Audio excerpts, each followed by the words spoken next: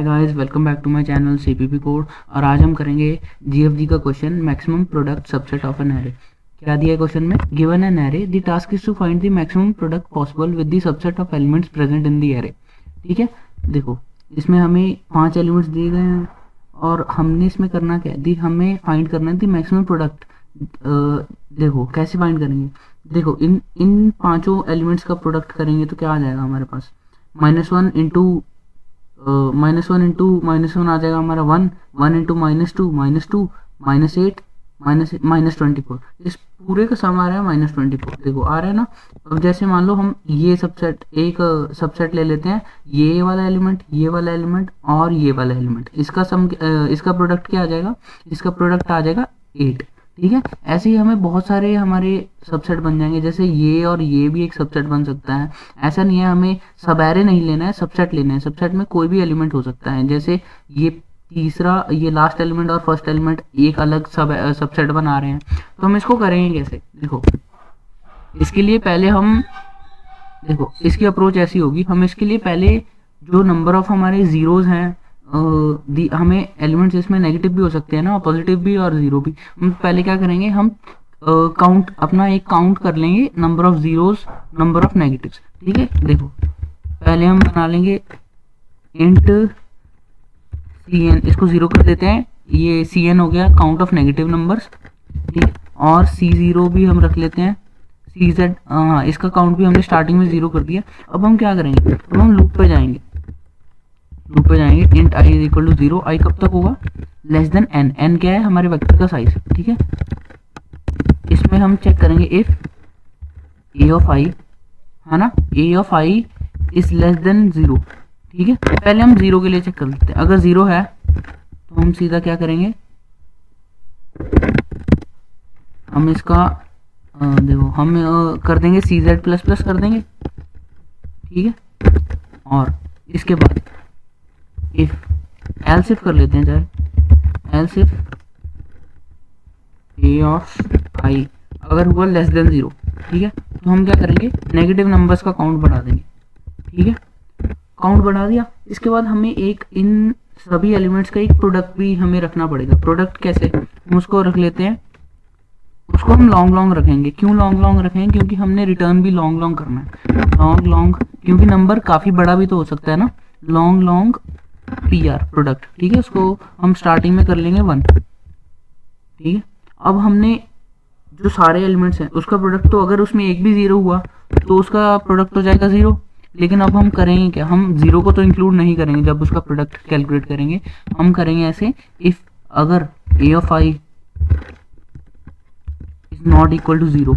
ठीक है, तो हम PR में मल्टीप्लाई कर देंगे जो हमारा a ऑफ i होगा। ठीक है, कर दिया हमने। अब देखो हमने ये भी निकाल लिया, अब हम लूप से बाहर आएंगे। इसके बाद हम क्या करेंगे, देखो हम पहले चेक करेंगे, इफ हम चेक करेंगे जो काउंट ऑफ 0 है, मान लो हमारे सारे के सारे एलिमेंट 0 हैं, count of 0 is equal to n।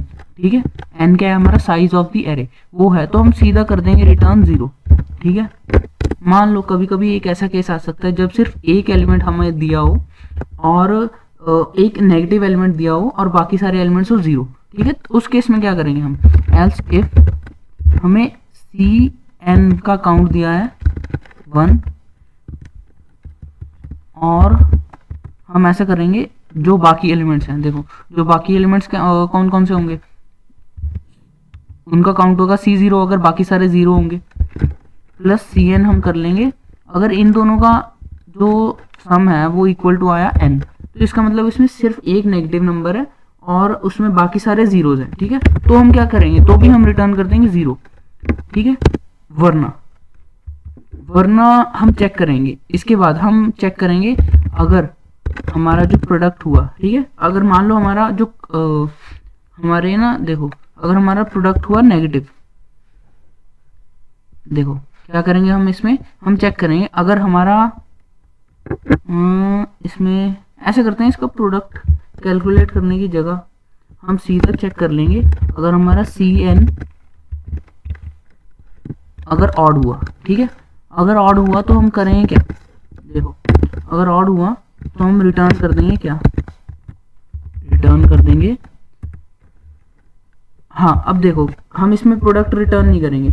अगर ऑड हुआ तो हमें एक जो इसका मैक्सिमम नेगेटिव एलिमेंट है ना, जैसे इसमें अब -1 है, इसको डिवाइड करना पड़ेगा। तो ऐसा करते हैं हम, जब ये कैलकुलेट कर रहे हैं तब हम एक मैक्सिमम जो नेगेटिव एलिमेंट है वो भी निकाल लेते हैं। उसको हम नाम रख देंगे मैक्स एन रख देते हैं, मैक्स नेगेटिव, ठीक है।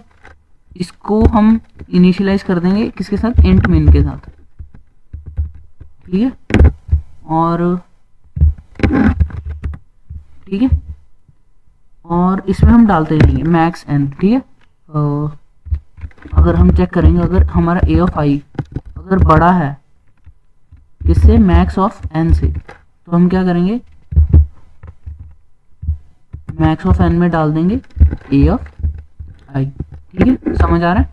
इसके बाद हम क्या करेंगे, देखो अब जब हम रिटर्न करेंगे, जो हमारा प्रोडक्ट पी आर कैलकुलेट हुआ था उसको डिवाइड कर देंगे किससे, वो नेगेटिव एलिमेंट से, वो नेगेटिव जो हमारा मैक्सिमम नेगेटिव एलिमेंट है, तभी तो हमारा नेगेटिव वाला आंसर पॉजिटिव होगा ना। अब देखो, अगर देखो सी एन का काउंट है, अगर सी एन ऑड है तो मतलब सबको मल्टीप्लाई करेंगे तो उसका आंसर क्या आ जाएगा, उसका आंसर तो आ जाएगा नेगेटिव आ जाएगा ना, क्योंकि अगर odd number of negative elements को मल्टीप्लाई करेंगे तो आंसर आ जाएगा हमारा ऑड, वो नेगेटिव ही आएगा। तो अब देखो हम इसको मल्टीप्लाई डिवाइड कर देते हैं इसके नेगेटिव से, ठीक है, और इसको कर देंगे रिटर्न, ठीक है। वरना या तो हम एल्स लिख सकते हैं, या फिर हम सिंपली क्योंकि रिटर्न नहीं कर रहे हैं तो सीधा रिटर्न भी डाल सकते हैं, वरना हम पी आर कर देंगे रिटर्न, ठीक है। देखते हैं कोई दिक्कत,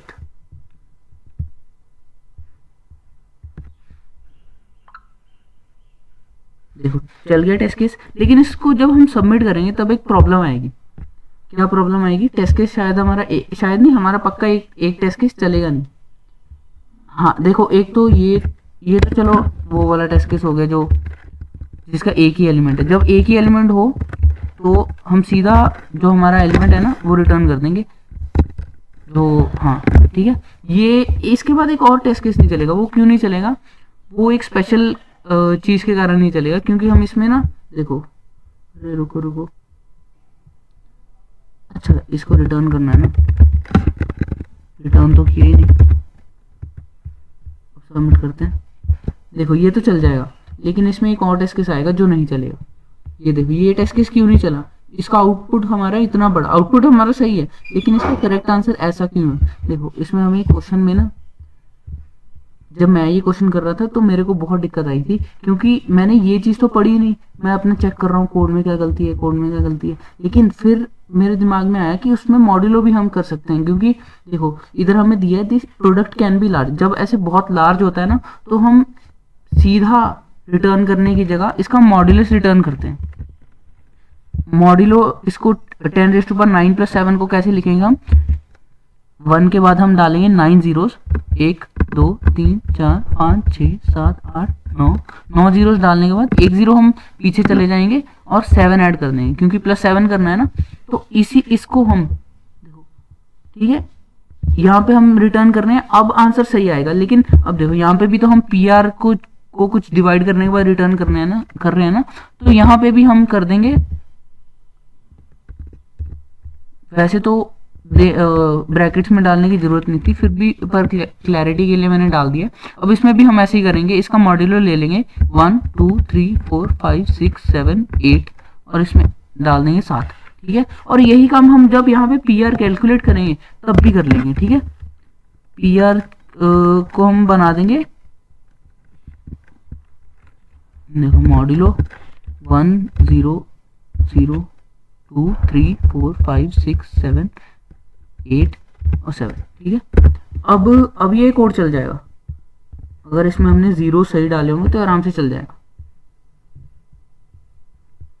देखो ठीक है, चल गया कोड। इसमें हमने किया क्या है, देखो इसमें हमने किया क्या है, पहले तो हमने ले लिया इंट, देखो मेरे 20 अटेम्प्ट्स लगे। देखो इधर सबमिशन में देखो मेरे को बहुत टाइम लगा ये क्वेश्चन करने में, और मेरे को ये तब समझ आया, ये देखो कितने सारे हैं।